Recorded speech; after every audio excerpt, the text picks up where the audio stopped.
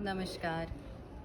आज हम एक कहानी से शुरू करते हैं। एक बार की बात है, एक फेमस रेस्टोरेंट में पार्टी चल रही थी। वहाँ के वेल नोन शेफ़ ने बड़ी अच्छी क्वालिटी का राइस पुलाव बनाया था, स्पेशल पुलाव। जैसे ही पुलाव सर्व होने लगा, इसकी खुशबू चारों ओर फैल गई। सभी के मुंह में पानी आ गया। जैसे ही सबने खाना शुरू करने ही वाले थे कि अंदर से शेफ़ आए और उन्होंने कहा कि इस पुलाव में एक पत्थर है जिसका कलर और साइज़ राइस के बराबर है। तो इसीलिए सभी ने बहुत ध्यान से खाना है, क्योंकि अगर वो आपके दांतों के बीच में आ गया तो आपके दांत इंजर हो सकते हैं। सोचिए अब क्या हुआ। पुलाव की खुशबू इतनी अच्छी, उसका टेस्ट इतना अच्छा, एकदम बढ़िया, पर जो खाने का मज़ा था, जो फ़न था, वो तो चला गया। हर इंसान पूरी अवेयरनेस के साथ खाने शुरू किया उसने खाना, लेकिन जो एन्जॉय वो पहले कर रहे थे, अब कोई हंसी मजाक नहीं हो रहा था, कोई गपशप नहीं हो रही थी। सभी का ध्यान इतने ध्यान से पुलाव खा रहे थे कि उनके कोई भी राइस का जो स्टोन है वो ना आ जाए बीच में। पुलाव खाने के बाद सभी को ये महसूस हुआ कि किसी की प्लेट में भी वो स्टोन नहीं आया।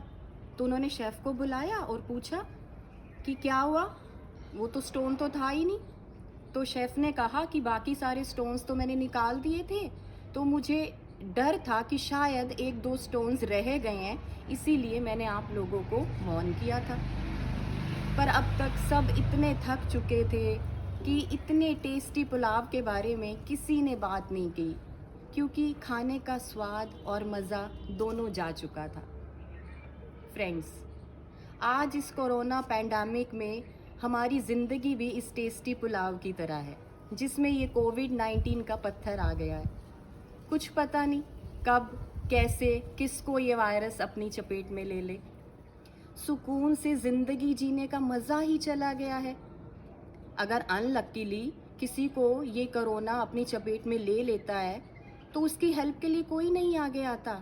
इनफैक्ट वो खुद ही नहीं किसी को बुलाता कि किसी और को ना हो जाए, क्योंकि दूध वाला, सब्जी वाला, किराना, मेड, डोमेस्टिक हेल्प, जो कोई भी हमारे घर आ रहा है, हमें उससे डर लगने लग गया है कि पता नहीं किसके साथ वायरस भी हमारे घर में दस्तक दे दे। ये ज़िंदगी जी रहे हैं।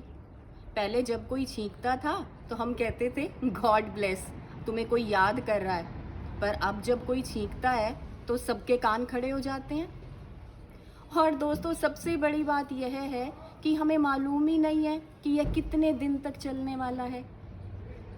तो मेरा प्यार भरा अनुरोध आप सभी से है, हम्बल रिक्वेस्ट है मेरी, कि अपनी ज़िंदगी को उस पुलाव की तरह यूज़लेस मत बनाइए।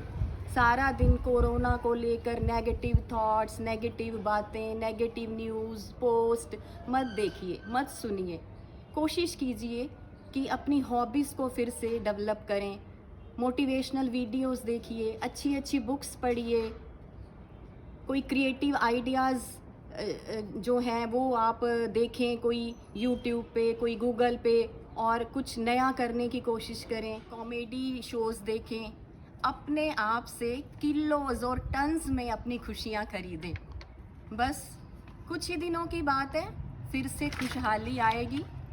कोई फिक्र नहीं, घर कुछ दिन यदि अलग अलग रह जाएंगे, जंग जो जीत ली हमने, तो फिर सब मिलकर त्योहार मनाएंगे। आइए इकट्ठे मिलकर प्रार्थना करते हैं।